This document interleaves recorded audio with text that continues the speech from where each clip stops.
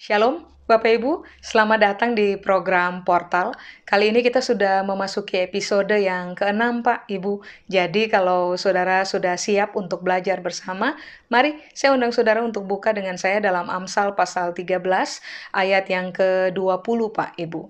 Amsal pasal 13 ayat yang ke-20. Alkitab bilang ini, Pak, Ibu. Siapa bergaul dengan orang bijak menjadi bijak, tetapi siapa berteman dengan orang bebal menjadi malang. Nah, mari kita lihat dulu kata per kata yang tertulis pada ayat ini, supaya pada akhirnya kita bisa memahami makna dari keseluruhan ayat ini, Pak Ibu. Begini, kata pertama yang akan kita pelajari adalah kata bergaul. Dalam bahasa Ibrani, kata bergaul disebut dengan istilah halak, Pak Ibu. Halak itu punya 4 pengertian. Pengertian yang pertama adalah berjalan bersama. Pengertian yang kedua adalah berkelakuan sama. Pengertian yang ketiga adalah menjalani proses, lalu yang keempat adalah berlatih. Berarti dengan kata lain ini yang Alkitab lagi bilang.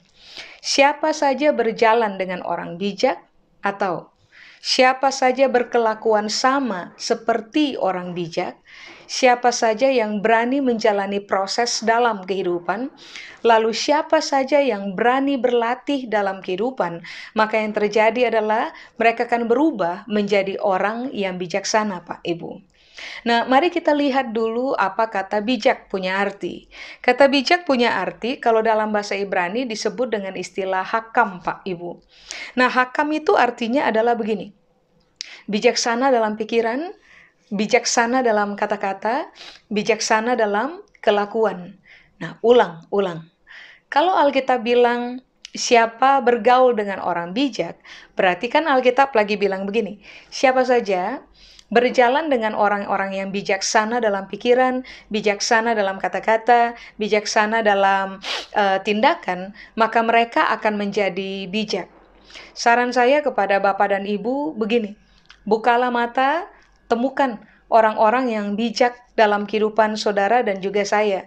Lalu begini, berjalanlah bersama dengan mereka. Apapun yang mereka pikirkan, katakan, dan kerjakan, upayakan untuk begini, Pak, Ibu. Milikilah kelakuan yang sama, Pak, Ibu. Berkelakuanlah sama. Sebagaimana mereka adalah pribadi yang terbiasa berani menjalani proses, saudara dan saya pun harus ditemukan berkelakuan sama. Jangan lari dari proses, tapi hadapi prosesnya. Sebagaimana dalam kehidupan, mereka adalah orang-orang yang terfokus kepada latihan berkali-kali untuk menjadi bijak. Harusnya saudara dan saya pun memilih untuk mengerjakan hal yang sama, berlatih berkali-kali untuk menjadi bijak. Perhatikan, isi pikir kita harus kita latih untuk menjadi bijak. Kata-kata yang kita keluarkan, tirulah kata-kata orang bijak. Orang bijak biasanya begini, Pak, Ibu. Tidak akan mengeluarkan kata-kata yang discourage, kata-kata yang melemahkan orang lain di dalam, kata-kata yang mengerdilkan orang lain, kata-kata yang meremehkan orang lain, kata-kata yang menindas orang lain. Enggak. Orang bijak biasanya akan terbiasa mengucapkan kata-kata yang penuh dengan encouragement, dorong orang, besarkan orang punya hati, angkat orang, menegaskan kepada orang bahwa mereka berharga, keluarkan kata-kata yang membuat orang memahami tentang identitas benar yang Tuhan telah create dalam kehidupan mereka. Lalu, cermati bagaimana orang bijak berkelakuan. Nah, saudara dan saya harus menirunya. Sebab, kalau saudara dan saya menirunya, yang terjadi adalah kita akan berubah menjadi orang bijak, Pak, Ibu. Jadi coba saudara lihat, kebijaksanaan itu dikaitkan dengan 3 realita. Antara pikiran, kata-kata, dan kelakuan harus sama. Pesannya cuma satu, bijak. Amin. Nah, kata bijak yang kedua itu punya arti begini, Pak, Ibu, pembelajar. Carilah orang-orang yang suka belajar dalam hidup, Pak, Ibu. Bukan orang-orang yang sekedar hidup untuk mencari sensasi. Siapakah pembelajar? Orang-orang yang terbiasa begini, Pak, Ibu. Waktu mereka jalani proses, waktu mereka berhadapan dengan realita tiap-tiap hari, mereka adalah orang-orang yang suka mengajukan pertanyaan ini. Pada kisah yang sedang saya hadapi, saya harus belajar apa? Dua, pada kisah yang sedang saya hadapi, Tuhan sedang mau saya belajar apa? Tuhan sedang mau didik saya di kategori yang mana? Nah, orang-orang yang terbiasa menjalani kehidupan dengan mengajukan pertanyaan yang mendorong mereka untuk belajar lebih banyak adalah pembelajar itu sendiri. Orang yang menyebut diri sebagai pembelajar adalah orang-orang yang sudah tidak lagi membiasakan diri mengajukan pertanyaan ini, Pak, Ibu. Why me? Sebab kita tahu, untuk segala sesuatu yang terjadi dalam kehidupan kita, untuk apapun yang terjadi di bawah langit, Alkitab bilang, Pengkhotbah pasal 3 bilang, selalu ada tujuan. Berarti kan sekarang begini, seorang pembelajar adalah orang yang berupaya memahami sebenarnya apa yang sedang terjadi, tujuannya apa nih dari kejadian-kejadian yang sedang saya alami. Nah, itu pembelajar. Kekuatan dari seorang pembelajar adalah dia gemar mengembangkan perenungan dalam diri, lalu mengajukan pertanyaan-pertanyaan, lalu kemudian mencoba untuk kejar jawaban yang berkaitan dengan pertanyaan atau bahkan perenungan dalam kehidupannya. Orang-orang yang pembelajar adalah orang-orang yang pada akhirnya menjadi semakin bijak karena mereka menemukan jawaban demi jawaban yang Tuhan singkapkan untuk mereka dalam pembelajaran keseharian. Kalau saudara punya orang-orang yang tipikalnya adalah pembelajar kaya dengan perenungan, maka kejarlah orang-orang itu, Pak, Ibu. Berjalanlah dengan mereka, berkelakuan samalah dengan mereka, beranilah jalani proses seperti yang mereka kerjakan, dan terbiasalah berlatih dalam hidup tiap-tiap hari sampai saudara dan saya yang semula dikenal sebagai orang yang tidak bijak, berubah menjadi orang yang bijak. Karena apa yang baik dari orang bijak, kita mengambilnya lalu kita mengerjakannya. Amin. Nah, kata bijak, Pak, Ibu, yang disebut dengan kata hakam dalam bahasa Ibrani, pengertian yang ketiga adalah ini, Pak, Ibu, ahli dalam pekerjaan. Saya yakin, Pak, Ibu, dalam hidup kita tiap-tiap hari, kita pasti itu punya teman atau kenal dengan orang-orang yang ternyata setelah kita mau jujur mengamati, kita menemukan bahwa mereka-mereka ini adalah orang-orang yang sangat ahli dalam pekerjaan mereka. Nah, Alkitab bilang orang-orang itu tuh bijak. Kenapa? Sebab mereka kaya dengan pembelajaran. Bayangkan, dari yang bukan apa-apa, belajar begitu rupa sampai menjadi ahli dalam bidang pekerjaan apapun yang mereka geluti hari ini. Saudara dan saya perlu cari tahu siapakah orang-orang ini, di manakah mereka berada. Lalu begini, berjalanlah dengan mereka, bangunlah hubungan dengan mereka, tiru kelakuan mereka, bagaimana mereka bisa menjadi ahli dalam hidup. Belajar dari proses yang mereka harus jalani dari nol sampai jadi ahli hari ini. Lalu begini, latihanlah terus supaya pada akhirnya saudara dan saya pun dikenal sebagai orang-orang yang ahli pada pekerjaan atau ahli pada bidang yang hari ini sedang kita geluti. Amin. Jadi coba saudara perhatikan, Alkitab bilang, bergaullah dengan orang bijak. Saya ulang ya. Bangunlah hubungan dengan orang bijak. Lakukan kelakuan yang sama yang dikerjakan oleh orang bijak. Masuklah, beranilah masuk dalam proses seperti orang bijak berani masuk dalam proses. Berlatihlah dari awal sampai saudara dan saya menjadi ahli.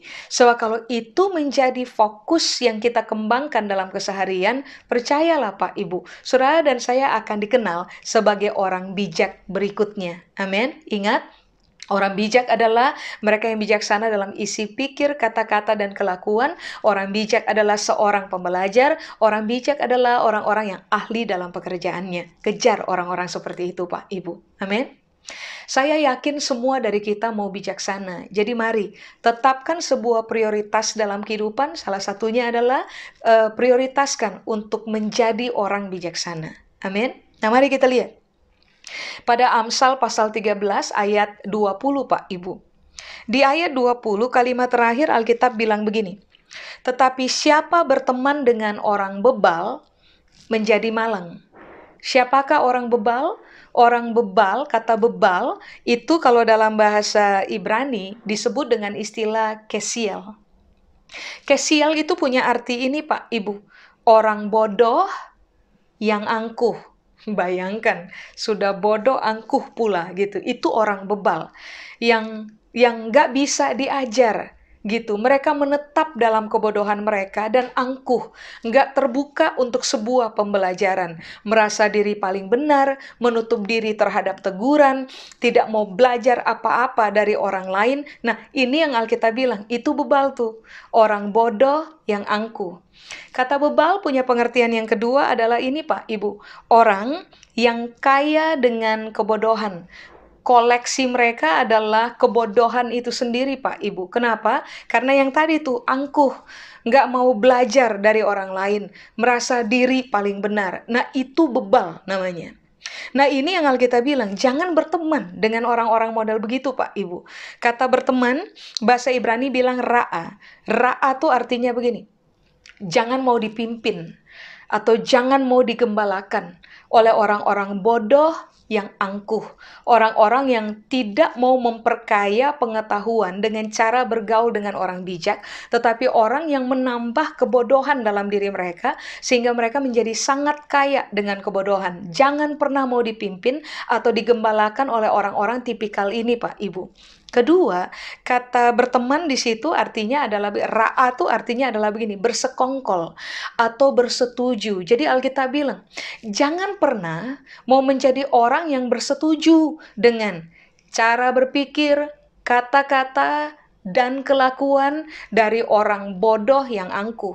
So, waktu saudara dan saya bersetuju dengan cara mereka berpikir, kata-kata yang mereka ucapkan, kelakuan yang mereka pertontonkan, Alkitab bilang begini, lakukan saja, maka yang akan terjadi adalah kamu akan jadi orang paling malang. Saya yakin tidak ada dari antara kita yang mau hidup hari ini sampai akhir dan dikenal sebagai orang yang malang dalam kehidupan. Makanya ini yang Alkitab bilang, putuskan untuk begini Pak Ibu. Jangan mau dipimpin, jangan mau digembalakan oleh orang bebal, tapi yang kedua, jangan bersekongkol dengan cara mereka hidup. Jangan bersetuju dengan cara mereka hidup.